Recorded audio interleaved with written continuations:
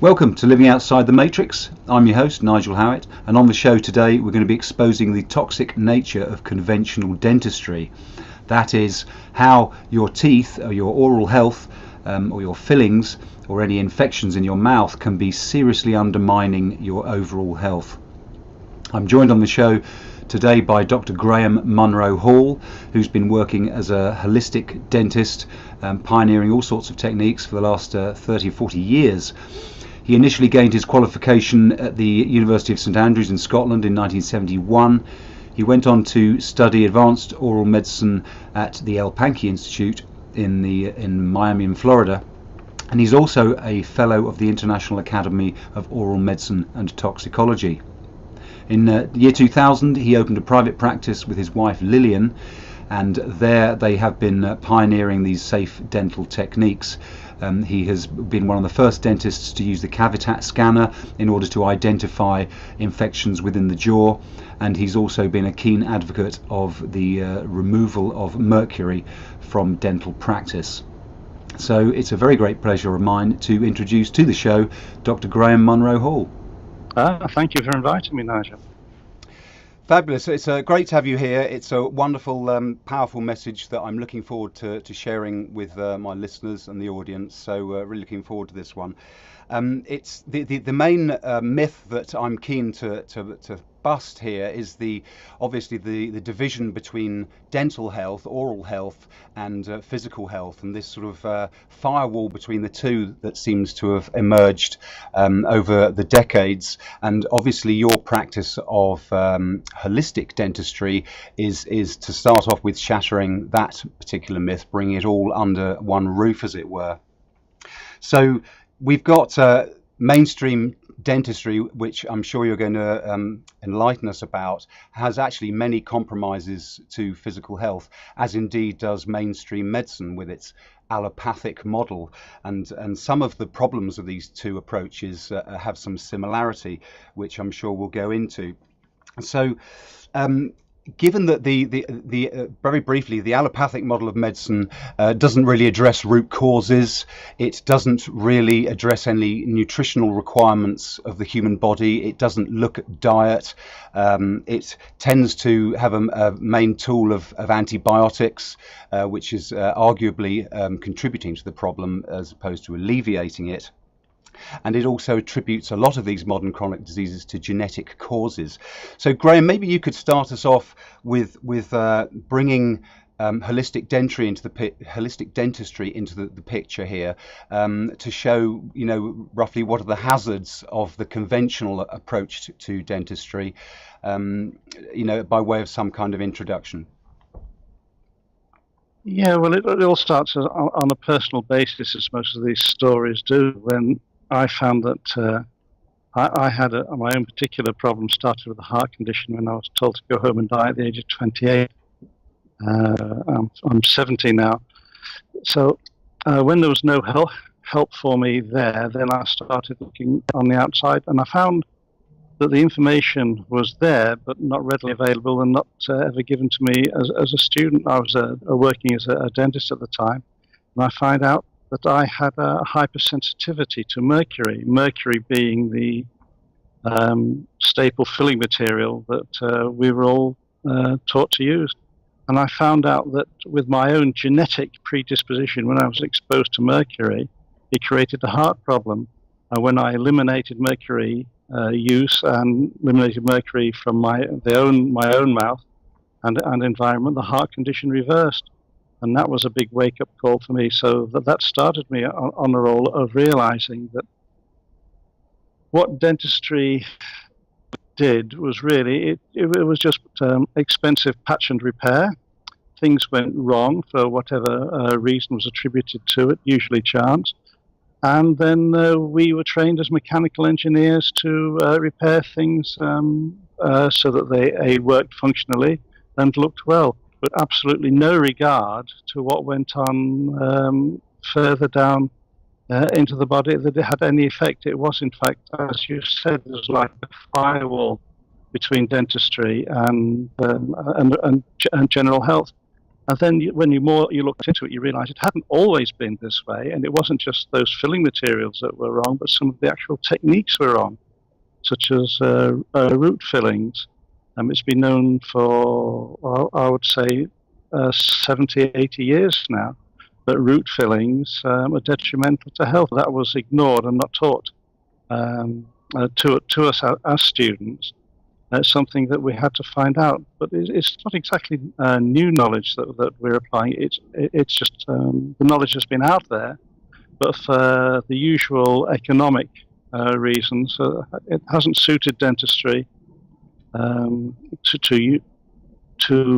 use the proper science in applying it for the financial model. Okay, so there seems to be a sort of underlying sort of vested interests that has steered modern dentistry away from the best health interests of the patients, I suppose you could say. Yeah. When amalgam started to be used, amalgam is where mercury comes in. It's 50% amalgam, as is what's called the silver filling material. It's 50% mercury, and the rest is a mixture of silver, tin, and copper. When that first was introduced in the 1850s, the dentists, by and large, were against it because of its properties of cracking teeth and causing health problems. But since then, the only other alternative material was gold. Dentistry then was only for the very rich. And what amalgam did, it was a filling material that made dentistry universally available, so anyone could afford to have it. And so then it actually increased the business of dentistry, so increased the business, increased the money. So dentistry grew rich on the back of amalgam, and traditionally that's what happened. I see. Okay, so inadvertently, you could almost excuse it as being an inadvertent use of a poison in the fact that it was actually making dentistry more widely available, a small gain there. But I suppose you'd be the first to say, Graeme, wouldn't you, that conventional dentistry is probably more a part of the problem than the cure, and these days it seems, in the information age, it behoves all of us really to try and find out a little bit more about all the implications of these conventional measures, and we'll get on to dissecting the practices that you advocate through with your amazing research, some of the incredible things that you've done. But just to look at a couple of the fact that modern dentistry doesn't at all take into account diet or the nutritional status of the patient, doesn't it? Which is a shame when you bear in mind people like Weston Price and all his research done, many decades ago. Yeah, I mean, Weston Price, they gave him prizes for doing what he was doing, and then promptly ignored his work because it just didn't fit into the model they were using and produced the money. But dentistry has an enormous effect on general health. It's just that dentists aren't trained to look at it, and then it's just not recognised, because if a dentist performs a procedure on you and you become ill, you don't go back to the dentist, you go to the doctor, and the doctor, the last thing he's going to say is, when did you last see the dentist? Did you do anything? As you say, there's a complete disconnect. And then the doctor then tries to give you drugs to alleviate the symptoms to stop the procedure that the dentist has done to you and charge you a lot of money for. Indeed. So how would you, maybe we can look into the various ways in which conventional dentistry compromises our health, the various toxins, because in your book, which I shall allude to again a little bit later, you dive into all these different techniques or common practices that are actually poisoning the body, things like focal infections and so forth. Could you walk us through the main problems, if you like, with conventional dentistry? So the main problems with conventional dentistry, the materials that they use, which is mainly amalgam. All metals that they use have a dark side too, and affect the health. And then some of the other procedures, so-called save the teeth, where they take the nerve out of a tooth and then root fill it so the tooth is dead. This becomes a problem because of the bacteria are never removed fully from the tooth itself. So you have a dead material situated a couple of inches from your brain, full of bacteria which are producing toxins, and these toxins can go distributed in the bloodstream and cause problems anywhere else in the body. So these are probably the major procedures. And then when a tooth is taken out, if a tooth is taken out, the dentist just gets you to bite on a piece of gauze and out you go. But if there is infection underneath the tooth, which is usually the case, which is why the tooth came out in the first place, unless that infection is physically scraped out and washed out and dealt with, that infection seals itself into the bone and becomes a cavitation infection.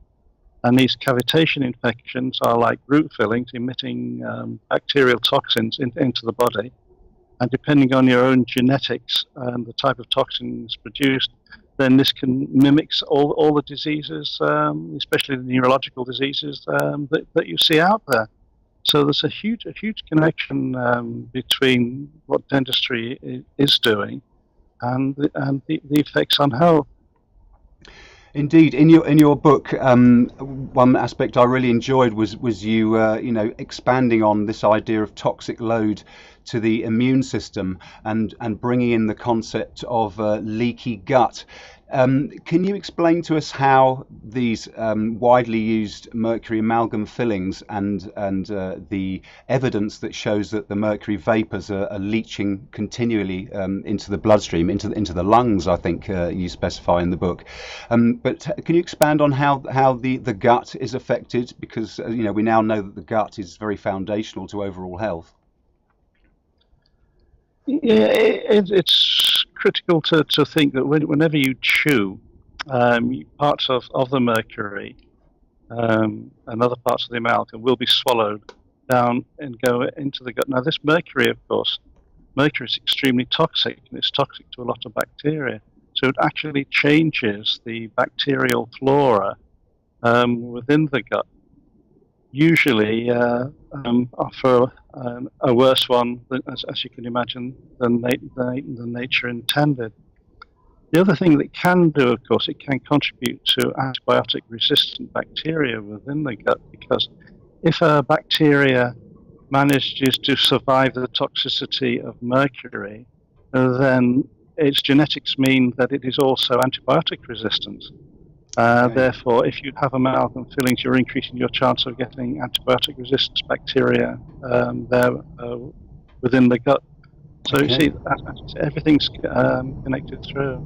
Absolutely, that's interesting, because you mentioned in your book also how mercury vapors, which come off the teeth every time you chew and have a hot cup of coffee, are inhaled into the lung and then find their way in a very short period of time into the brain.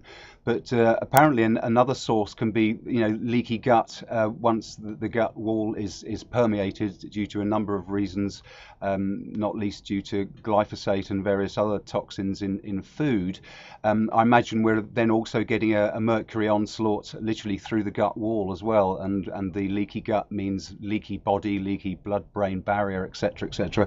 So it sounds as though we're really setting ourselves up for an acute toxicity problem.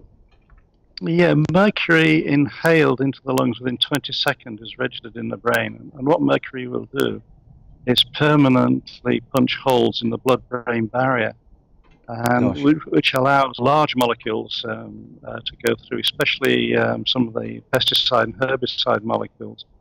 And there's some research out there that suggests that diseases like Parkinson's are in fact due to these large agrochemicals lodging within the brain. And so mercury, while you couldn't say is a cause of a particular neurological disease, though it is in fact indicated in many neurological diseases, it is in fact a predisposing factor towards it. But 20 seconds after you've inhaled the mercury, it's found within the brain, and then it's also distributed throughout, as you say, especially in the gut, the heart, kidneys, and anywhere with a large blood supply. Yes, this is absolutely crucial, isn't it? To try and prevent this build-up of toxic load, because another thing that you've alluded to in the book is that our modern diet is obviously laden with quite a high amount of toxicity, and there's new evidence coming out of the glyphosate in food. Again, not being a direct cause of leaky gut, but apparently, along with gliadin, the breakdown of gluten, causing an overproduction of zonulin in the gut and opening up the gut walls inappropriately. And in terms of the safety regulations, I'm sure you're familiar with this. That the reason that mercury is not considered a direct problem, and the same with this glyphosate. So we've got these infections in dead teeth that are pulled out that are causing a problem. We've got the mercury amalgam. You've mentioned also root canals being a problem, not only with the things like formaldehyde, which is toxic in the preparation or the cleaning out of the root canal, but also the bacteria that live in there subsequently. Are there any other factors? I suppose plaque and gum disease, are they factors too? Yeah, I mean, plaque and gum disease, I mean, they're sort of local events which really you should be able to control yourself, except, of course, mercury fillings will cause inflammation within the mouth. And then if a filling is done not perfectly, as most of them are not, then it will act actually as a trap, as a plaque trap, and these plaque contain the bacteria. And the bacteria then cause the inflammation in the gum. Okay. It's the same. You have to think of it as an infection, but any dental infection, you have to regard any root-filled tooth as a dental infection. Any old extraction that hasn't been cleaned out as a dental infection. This will cause, they will leak toxins, and they will cause inflammation in the gut itself. So actual infections will be a cause of leaky gut and gut inflammation. And I think another one that most people aren't aware of is the fact that mercury expands over time, doesn't it? And if you have a lifelong filling that was put in a few decades ago, the mercury expands and can potentially crack the tooth, can't it? Yeah, that's straight chemistry. As the filling ages over time, it loses the mercury content.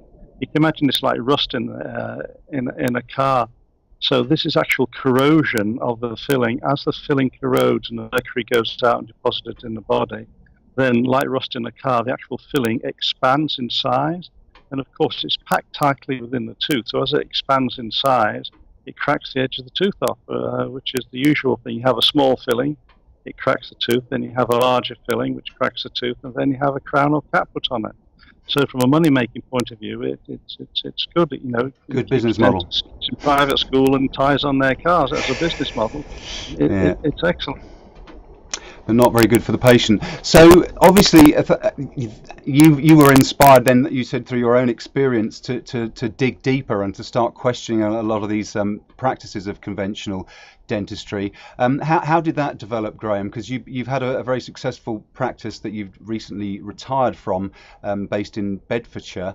Perhaps you can tell us a little bit about how you got into the various research you've done and the various techniques that you've been involved in helping people not only get rid of their amalgam fillings, but all of the other treatments that you've pioneered. Yeah, well, I was lucky enough to find a small group of dentists in America who were also mercury-free, who believed that mercury from amalgam fillings was causing both dental and general medical problems. And I went over there to learn to see how they were doing it. And then I had learned that in order to control my own cardiac symptoms, I was taking high doses of vitamin C, sort of 20 grams a day orally.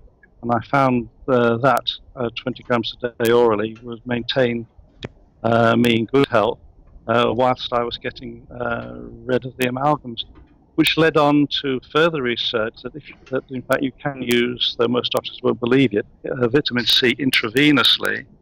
And then we found out that vitamin C will actually remove mercury from the body's stores. Wow. So then this was, again, new. No one had actually ever done this before. And the only thing I could get was watch a video of a lab technician in America doing intravenous vitamin C. It was done on a basis in the 1950s father of vitamin C is a doctor now deceased called Dr. Frederick Klenner. He's the one who, when I read his work, I thought, well, I can apply that over here.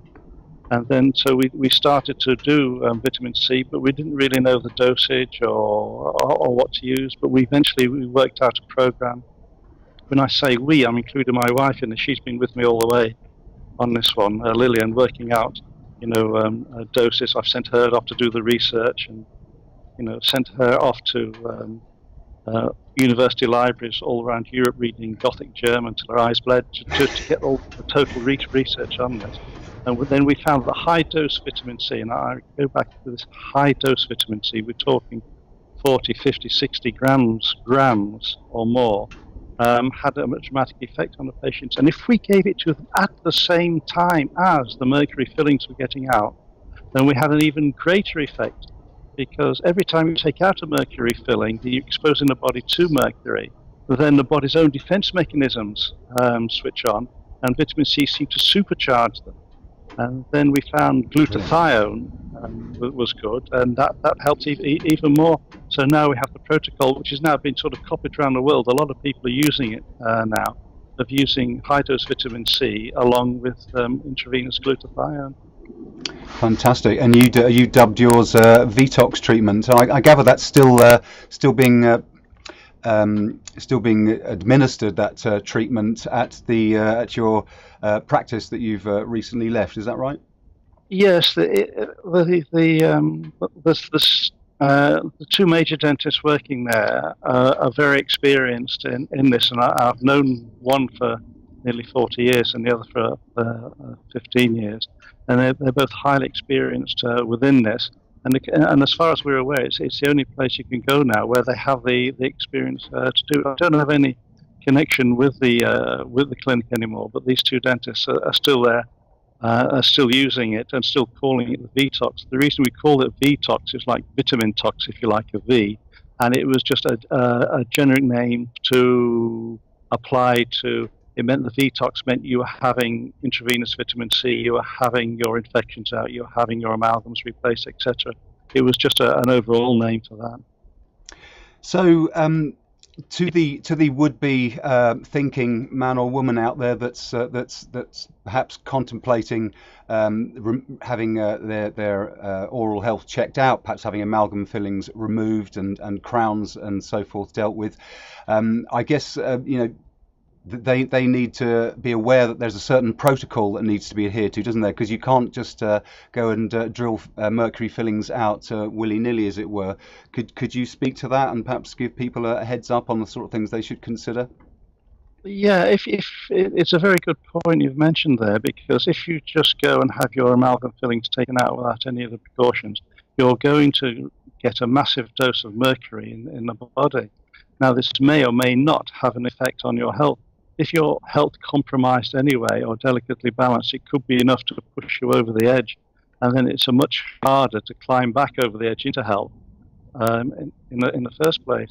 So there are protocols out there to minimize the use or absorption of mercury filling. The organization there is one called the IAOMT, which is the International Academy of Oral Medicine and Toxicology. They have a website. They have a protocol for removing it. The general dentist will not be able to use vitamin C. They'll not be able to feel comfortable or trained in it. But the best way we do is we use all the IOMT protocols, which means giving the patient oxygen, plenty of cooling water as you cut it out. You don't grind it out in little pieces. You take it out in large chunks. High volume suction. You make sure the air in the room is filtered and the patient's properly gowned up. All these other things anyway. And at the same time, give them intravenous vitamin C. That is the best protection. Any advice I would give to any prospective patients out there is just ask the dentist whom they're considering going to have their amalgam fillings removed, what precautions does he take to protect both himself from the mercury that's coming out and also the patient, and then take it from there. Because if they don't do anything, then I think it will be time to move to another dentist who does. And there are a few out there now. Great. What about the other aspects such as metals in the mouth? Because a lot of people, for understandable cosmetic reasons, if they're convinced that a root canal treatment needs to be removed, they might consider these implants, as they're now called, I believe, which is basically a false tooth on a metal peg pushed into the jawbone. Perhaps you can correct me if I'm wrong. What do we need to know about the hazards of metals in the mouth for these sorts of treatments, and should we avoid them as well? Well, let's divide this into two. There's the metals that you can have if you like to replace the actual tooth, which is the bit that you show, the actual crown. You don't have to use those now. There are ceramics and zirconiums and different types of composites materials out there, so you don't need to use metals within the mouth. The actual implants, which are to replace a missing tooth, there are metal ones which are titanium alloy, and there are non-metal ones which are zirconium.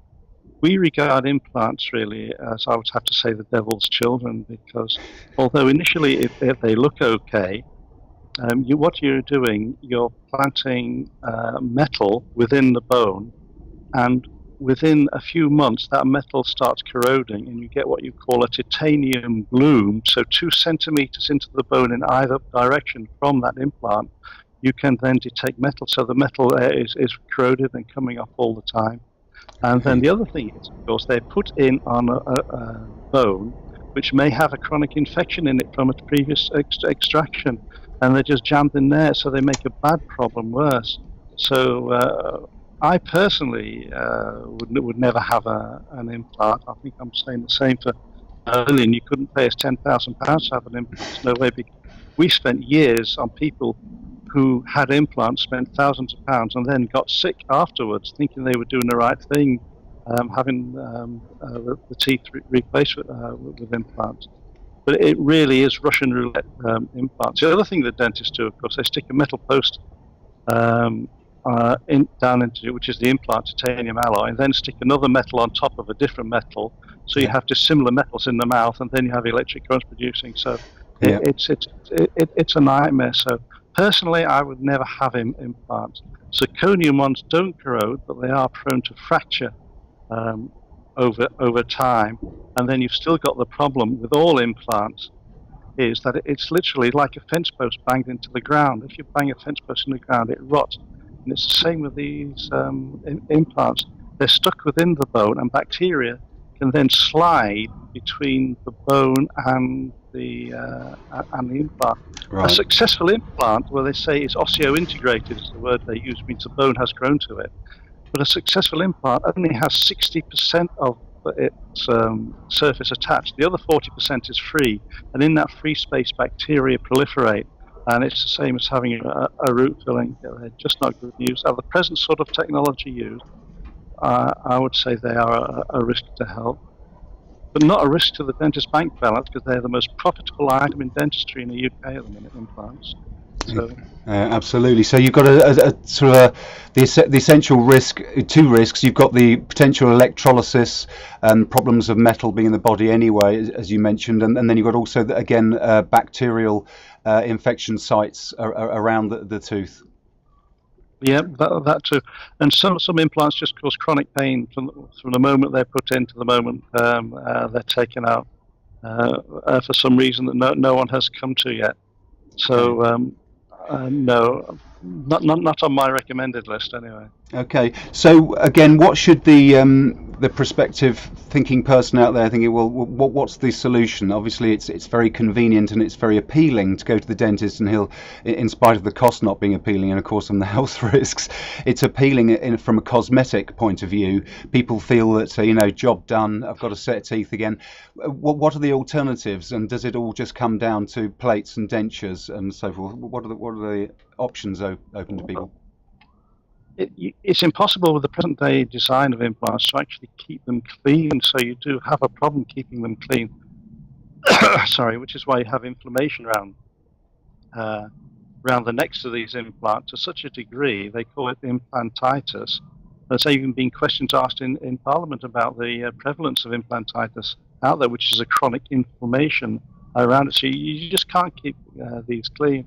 I'm afraid it really comes back to present technology. It's either, as you say, plate dentures or bridges, which is you fill the gap by attaching things to the teeth either side.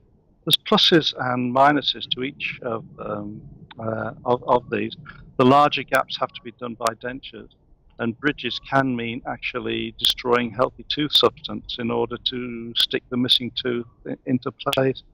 Right. So, but they're the modern-day materials. They've come on leaps and bounds within the last 10 years. Yep. So they can be made small. Dentures can be made smaller. They can be made more flexible than they ever be used to. The idea that everyone has of dentures, of course, is seeing the granny's teeth by the side of the bed floating in a glass of water. It doesn't have to be like that anymore. It really doesn't. There are different materials out there. But basically, that's what we were saying. A removable prosthesis or denture, if you like, is something then you can take out. You can give the mouth a rest from it for a few hours at a time, and then you can keep it properly clean. And it doesn't involve destroying any tooth substance either. So, from both a cost point of view and a cost to the teeth that you don't have to drill anything off, it's probably the best option at the minute. Great. Well, yeah, I mean, obviously, nobody really wants to contemplate losing teeth. So I suppose that kind of speaks to prevention. It sounds to me like, with bearing in mind the nutritional aspect and obviously avoiding putting in these toxic fillings and various things, but diet and lifestyle changes must also be top of the list, really, in terms of the prevention strategy. Could you sort of outline for us a prevention strategy aimed at perhaps any forward-thinking young people out there? Yeah, well, you put your finger on it here. It's lifestyle and dietary changes are absolutely critical. It really comes down to pH, or the acid-alkali balance in the mouth. If that balance is upset, then you're going to get decay, and you're going to get gum disease. For instance, say sugar will cause the pH of the mouth to drop. Once the pH of the mouth drops, then the bacteria then can use the sugar, and they create the acid, which destroys the teeth. So, and then of course the bacteria can then proliferate and then attack the gums holding the teeth in as well.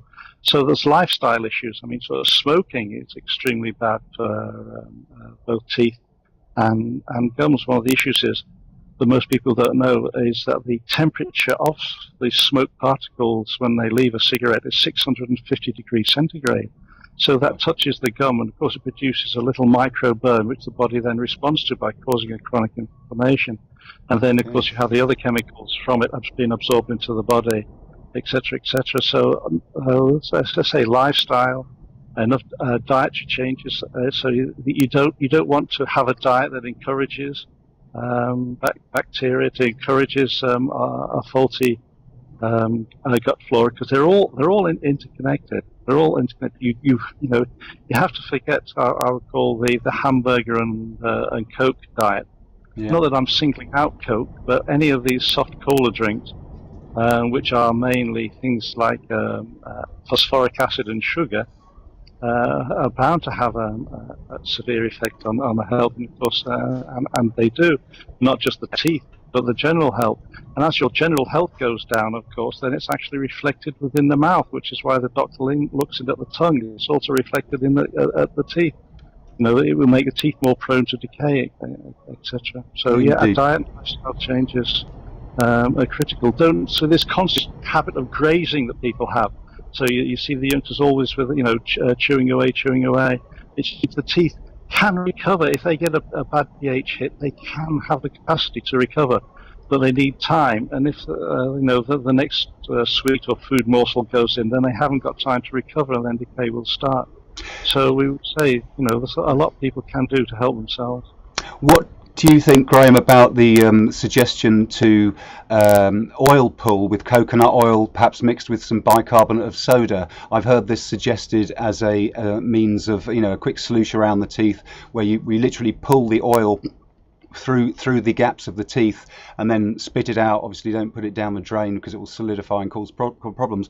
Is there any merit with the bicarbonate of soda mix in there in terms of the pH, as you mentioned, sugary foods causing acidity in the mouth?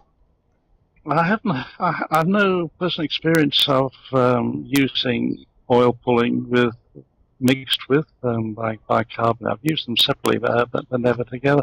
Oil pulling certainly makes the mouth feel a lot fresher and healthier. And then people who have got chronic pain within the mouth or inflammation will find oil pulling helps, even though the research done on it has been equivocal. But you never know on this. It doesn't fit into the present model of dentistry. So any research has to be looked at with, shall we say, a rather large eyes, because they won't do research into things that's going to affect the financial model. Things like fluoride in the water. The research done on that is huge. There's no new research being done. No one wants to do research on it in case they find out what they know they're going to find out. So it's best not to look. Yeah, well, perhaps we could come back to fluoride, because that's obviously a key point. But just one more point on sugar in the mouth, and in terms of people trying to prevent any tooth problems occurring. It's been said that things like potatoes, pasta, rice, all of these are simple sugars that end up being metabolized as sugar by the body. Is there a danger with these things if we don't clean our teeth properly? I mean, we all know that if you have sugar or fizzy drink, it's going to leave deposits of sugar literally around the teeth. Is there a similar danger as the amylase in our saliva digests potato, for example? Would you get, is it conceivable that potato residue in the mouth uncleaned, would that lead to the same sugary, causing the proliferation of the wrong kinds of bacteria, would you say, or is that not so much of an issue? I don't think that's really much of an issue with foods, because they have to be on a fairly long time before the bacteria there will take an effect. It's really the simple sugars that you find refined. So, I mean, if you take this whole food, if you take a refined pasta, if you like, then you would consider that to be our problem. Won't be as great a problem as, say, the sugary fizzy drinks. But then again, you don't eat pasta, entirely on their own, and then for a few hours the teeth can handle it, and then it'll be clean. Or another simple trick is all you have to do is take a small cube of cheese and chew that after a meal, and then that will, the pH of that will create nullify all the effects of a pasta. Okay, that's useful to know. Type diet. Yep. So I wouldn't regard the pastas per se as well. Yes, they can be a problem if not cleaned off, but for a few hours it wouldn't be too bad. Okay. It is the constant hit with people sort of chewing one Smartie in the mouth every 20 minutes. Then the teeth just haven't got a chance to recover. No, not a chance. So coming back then to fluoride, obviously there's some great deal of myths around this, well, a central myth around this, that it actually achieves anything in terms of dental health. I believe, well, perhaps I'll just leave it to you. Can you expand on fluoride, the benefits, the question marks, the proof against it? Can you give us a little look at that? Yeah, well, if you look at the Centre for Disease Control in Atlanta, their website, they say fluoridation is the greatest public health measure of the 20th century. But then they also say on the same website that fluoride in the water doesn't work, because it only works because it is a bactericide and kills bacteria. It only works topically. So if you can imagine, it's like putting sunblock in the water and drinking that and then thinking you're going to get protection from the sun. Yeah. The science is perfectly clear that fluoride in the water, at the very, very best, might let you have one less filling at the A13 than you otherwise might have. But by the time you're 20, it's exactly the same whether you grew up in a fluoridated area or a non-fluoridated area. So for an adult and even for a child, the benefits are I would say illusory and done by more statistical sleight of hand than actual fact. The problem with fluoride, of course, it's an enzyme disruptor, which is why you get brown teeth, fluorosis within teeth. And then there's research shown that it's a cancer risk too. The latest research said that it causes a particular type of bone cancer in young males called osteosarcomas, which are particularly nasty and invariably fatal. That's in sort of 17 to 21-year-olds. And it's if a child between the ages of 6 and 8 has grown up in a fluoridated area, they have a slight, it is a small risk of getting that particular cancer. Only males get it at that age. And they go. The question is a cost benefit. Is it worth the benefit of saving one thing to a 13-year-old, which is going to be made up by the time they're 20 anyway, the deaths of these young men? And then the other thing is, of course, in the water, it goes back to Dr. Dean Burke, who was a senior cancer researcher in America. He actually testified to Congress that he thought, and his research showed, that fluoride in the water increased the cancer rate, the overall cancer rate, by 10%. And no one's ever disputed this fact yet. Right. It's sort of been conveniently ignored. And so, I mean, if it was, people, the authorities who make these decisions for us should really take note of that. And of course, it is racially provocative to fluoride, in that if you are lactose intolerant, as say the Afro-Caribbeans or Puerto Rican types are, then it would find out that the fluoride, the type of fluoride that they use in the water now,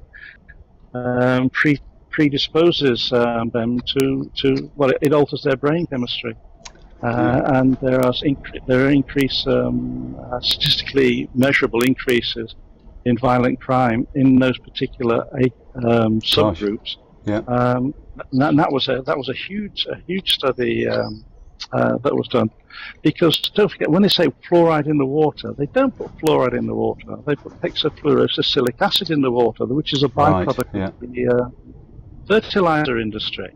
And it's so corrosive, this stuff, you can't keep it in glass bottles. The stuff rots glass. It really, it's bad. So the original experiments were done with sodium fluoride put in the water, and then they put this hexafluorosilicic acid in the water, and no research has ever been done on the safety aspects of that.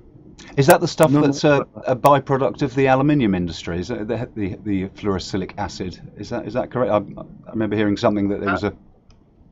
The aluminium industry used to be the main product, or was a byproduct of fluoride, but now they've switched to the agrochemical. It's a byproduct of manufacturing fertilizer. Right, and of course there's the ethical side of the whole equation, or the act of mass medicating an entire population by putting anything in the water is at best of dubious ethics. We certainly don't all get mass medicated in any other way, and it completely flouts the idea of individual free will and choice of one's medication. So that's another great question mark over the use of. Well, it's against the Nuremberg Convention from after the Second World War. That you cannot medicate people without their consent. It's in the Nuremberg Convention, and this absolutely flouts that.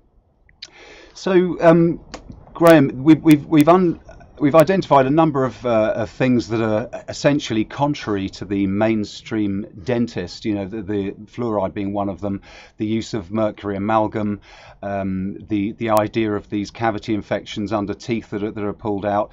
So perhaps you can share with us a bit of your story, because you've actually had some altercations with your governing body here in the UK. I must say that you're retired at the moment, but you obviously were licensed by the General Dental Council, I believe, here in the Yes, that's right. The General Dental Council is a licensing body. I have my license for another day. I've been suspended. The suspension takes effect as of tomorrow. So sorry, go ahead. So I've had 5. You still there? Yes, I'm still here. I beg your pardon for interrupting. Yeah. So I've been up before them 5 times. They've run 5 cases against me, and for various things such as using Mercury standard of care and all sorts of reasons, writing things on a website even though they're true that might alarm patients. But what was very interesting, this last case, which is only just finished, they said that I wrote on a website that mercury from dental fillings was causing health problems, that gold and other metals used in dental fillings caused health problems, that root fillings emitted toxins that caused health problems.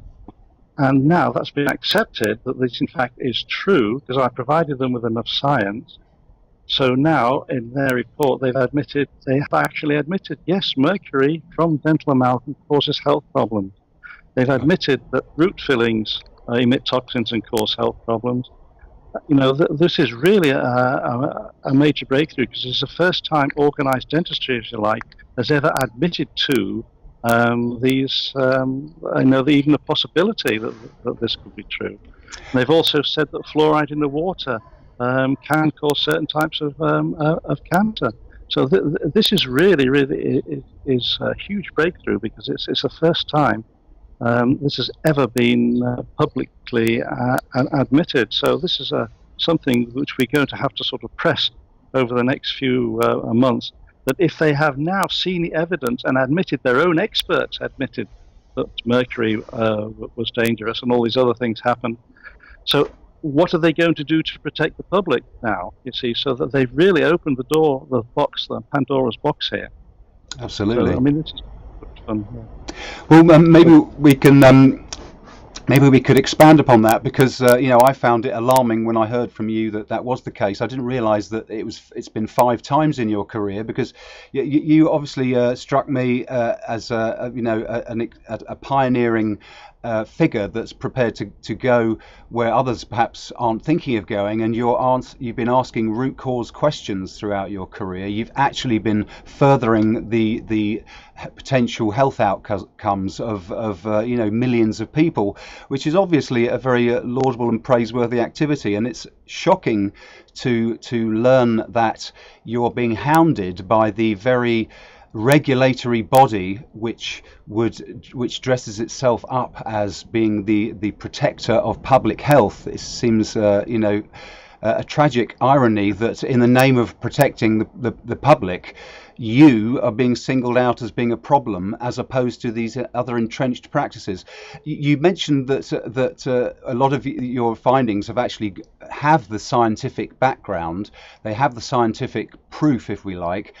How can we bring that to bear, and why do you think it is that these things aren't being heard? Because most of the listeners out there and viewers will be thinking, well, why isn't this on the BBC News? Why don't we know about this? And can you throw some light on that? It's difficult to know why, if you like, mainstream media won't pick it up. I mean, I have spoken and written articles ad infinitum over the years on this. And they just say, it's a cold cup of coffee. No one's really interested in this anymore, or it's too much science to be of interest to our readers, etc., etc. So that actually was from the dental press, one of the dental magazines. Yeah, it's too much science to be. And they don't want to upset their advertiser, upset the status quo. Really, I suppose so. Sort of the media message, if you like, mainstream media is out. So why it should be like this, it is shocking. Eventually they'll come on board when people like yourself, which are doing an admirable job getting the truth out there. It'll slowly percolate through. But this is, 5 times they've had to go at me. And everything I have done has been based on the literature. I'm applying the published peer-reviewed science out there, and then we have the outcomes from the patients. Of how they were before and what they were afterwards. Their own medical conditions have, improved. We have literally, filing cabinets full of this. But we're seen as a threat to dentists. Other dentists then complain to us, or societies like the Good Thinking Society. They're the ones who initiated this last complaint. They're against everything. They're against homeopathy. They're against acupuncture. They're against spiritual healing. You name it, they're against it. Goodness me, And, what were they called again? The Good Thinking Society. If you want to laugh, go on their website and see what they're against. But they're against everything. That's They've done tragic. anything to change. Just take the drugs, swallow them down, and don't say anything. And these are sort of uninformed, I would say, Yeah. poorly educated people, and then want to take away your choices from you. You see, why they should take away the choice. They have decided that homeopathy doesn't work, that acupuncture doesn't work, and you shouldn't be allowed it. So Shocking. they're the ones who initiated the complaint. And of course, the General Dental Council, to whom I was well known, just seized the opportunity to have a go at me. But what they did, of course, was shoot themselves massively in the foot. Because before we could say to them, that root fillings are toxic and mercury is bad and leaves fillings, and they would just generally ignore it. But now they've admitted it under oath from their own expert that yes, in fact, that we were right all along. So now, Right. of course, we can say, well, now you've admitted finally you were right. That I was right and you were wrong. Now what are you going to do about it? Because there's the worldwide treaty, there's Minamata Treaty, which is banning the use of mercury worldwide because mercury is seen as such a potent pollution. And dentistry is a big part of that. And because of that, the use of amalgam will eventually be phased out, hopefully sooner rather than later. So the mercury is a worldwide issue. But now, of course, we have to get the message out there where patients and dentists have to go to the General Dental Council and say, you've admitted mercury is causing health problems. What are you going to do about it? So that's the next question. Okay, the Good Thinking Society sounds like they should be renamed the Unthinking Society, because it's a shame. I mean, one of the principles of this podcast is to apply some critical thinking to a lot of the assumptions that we're flying with, and that's tragic that they're sort of dressed up as a marketed Trojan horse of being good thinking, and in fact they're undermining the progress that people like you are making. It's rather tragic. Just wanted to interject here with a plug for Graeme's excellent book, alluding to the point that this is not rocket science. This is really interesting and easy to get one's head around. This is Graeme's book. I don't know if perhaps you can enlighten us as to when it was first published, Graeme, but it's Toxic Dentistry Exposed: The Link Between Dentistry and Chronic Disease.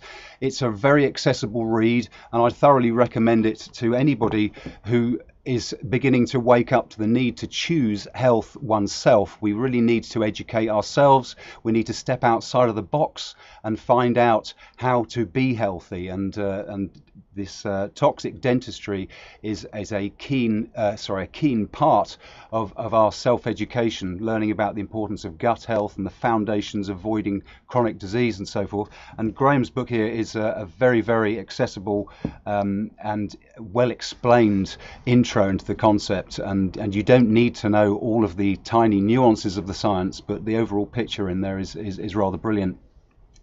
Graeme, can you point our viewers and listeners to where they might be able to take up this cause? Because I'm sure most people are going to be horrified to learn that you are being given grief by a regulatory body. You've mentioned that they've shot themselves in the foot, the GDC, with their acknowledgement of these facts. How do you see the best way that we can sort of jump on board this issue? Where can people go to do something? Where can we read more? Where can we sign up? Have you got any suggestions there for us? Well, over this time since I've been retired, again, the wife and I have been sat here working on exactly that problem. And we're going to set up a website, not yet set up, called GDC Reform, which is going to address these all these problems. I'm part of another organization called the World Alliance for Mercury-Free Dentistry. As well, I'm a chief dentist. That's sort of a group of NGOs or non-governmental organizations throughout the world working for this. What I would suggest that people could do is, if they're interested, is just drop me an email. And then as things develop, it's very early stages yet, I'll keep everybody who's interested involved into what we're doing and how, in fact, to join their voices into the campaign for change. Because it's not only themselves. I mean, mercury is a pollutant that lasts forever. It does not degrade because it is an element. Absolutely. And so you're talking about your children and your grandchildren and we're talking the future here. This is really, really important stuff. Yeah. So, if they email me on gmh@steeps.net, Okay. I'll say that again, gmh@steeps, steeps.net, and say they're interested, then we'll get back to them and show them how to get involved into this. Great, thank you so much. And I would add that if there are any viewers or listeners out there that are interested in having a holistic dentistry checkup to have amalgams removed, or indeed address any of the problems that Graeme's alluded to with root canals and so forth, that it's well worth visiting the Munro-Hall clinic, which is still operating in Bedfordshire. Just Google that. I'll add details of that below this video and in the show notes for the podcast. So, well, look, Graeme, maybe we can pick up this cause when you've got your website up and running, and perhaps we can have another conversation in the future to carry this baton forward. A very, very important issue indeed to bring non-toxic dentistry to the mainstream, and also try and educate people that really there should be no firewall between looking after your teeth and looking after your health in general. Absolutely right. Is there anything else that you'd like to add before we wind it up, Graeme? No, I think you've done very well, Nigel. We've covered all the bases there, given people enough food for thought. But as you say, it's not rocket science, and none of this is new. None of this is new at all. It's not like the research was done last week and we didn't know before. We've known for years upon years upon years. It's just it hasn't been applied for whatever reason. But it's slowly coming. What we're doing now, considering holistic dentistry, will, I hope, in a not too distant future, actually become the norm. That's what we work for, becomes the norm for dentistry, really to protect people's health and protect society in general. Wonderful. Thank you so much, Dr. Graeme Munro-Hall. Thank you so much for your time and for a wonderful education on how people can really start to take control of their health and in ways that they hadn't realised were so important previously. Yeah. So I do look forward to taking it. You put your finger on it. People have to take control themselves. They have to take responsibility. You've got your finger on the key there, Nigel. Fantastic. Well, I look forward to us, taking this conversation further. We do hope you've enjoyed the show, and please comment below, join in the conversation, and hit the like button. But I do hope you'll join me again for another episode of Living Outside the Matrix. Thank you. Be the change you want to see. Be the change you want to see. Be the change you want to see.